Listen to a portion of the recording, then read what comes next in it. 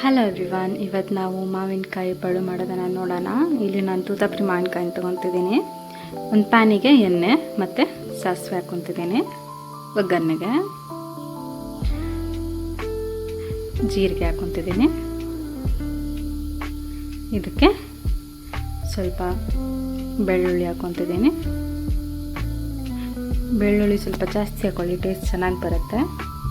ಕರಿಬೇವು ಸೊಪ್ಪು ಹಾಗೆ ಕಟ್ ಮಾಡ್ಕೊಂಡು ಇಟ್ಕೊಂಡಿರೋದು ತೂತಾಪುರಿ ಮಾವಿನಕಾಯಿ ಹಾಕ್ಕೊಂಡು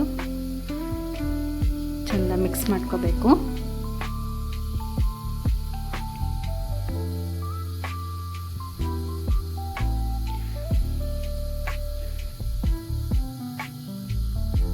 ಈ ಮಾವಿನಕಾಯಿ ಪಳನ್ನ ನೀವು ಸ್ಟೋರ್ ಮಾಡಿ ಕೂಡ ತಿನ್ಬಹುದು. ಅವತ್ತಿನ ದಿನಾನೇ ಖಾಲಿ ಆಗಬೇಕಂತೇನಿಲ್ಲ, ಸ್ಟೋರ್ ಮಾಡ್ಬೋದು, ಕೆಡೋದಿಲ್ಲ.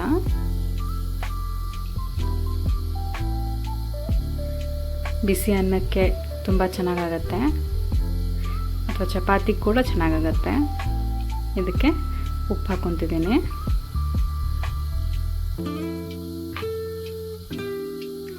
ಸ್ವಲ್ಪ ಖಾರ, ನಿಮ್ಗೆ ಎಷ್ಟು ಖಾರ ಬೇಕೋ ನೋಡ್ಕೊಂಡು ಹಾಕ್ಕೊಳ್ಳಿ. ನಾನು ಸ್ವಲ್ಪ ಜಾಸ್ತಿ ಹಾಕ್ಕೊತಿದ್ದೀನಿ. ಅರಿಶಿನ ಪುಡಿ, ಸ್ವಲ್ಪ ಹಿಂಗು,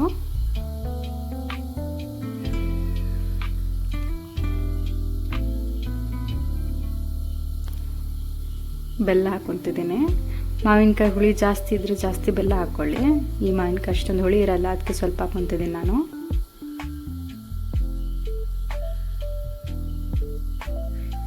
ಇದನ್ನು ಚೆನ್ನಾಗಿ ಮಿಕ್ಸ್ ಮಾಡ್ಕೊತಿದ್ದೀನಿ.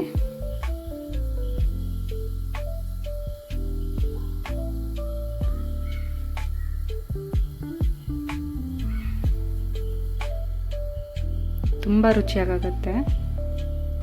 ಎಲ್ಲರೂ ಖಂಡಿತ ಟ್ರೈ ಮಾಡಿ.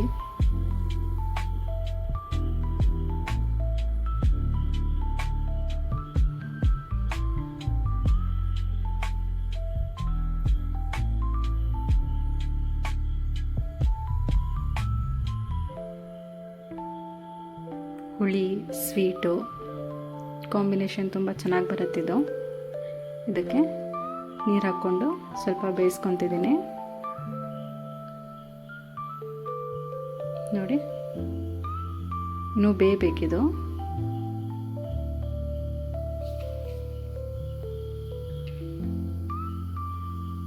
ಹಸಿ ಹಸಿ ಉಳಿಬಾರ್ದು ಕಾಯಿ.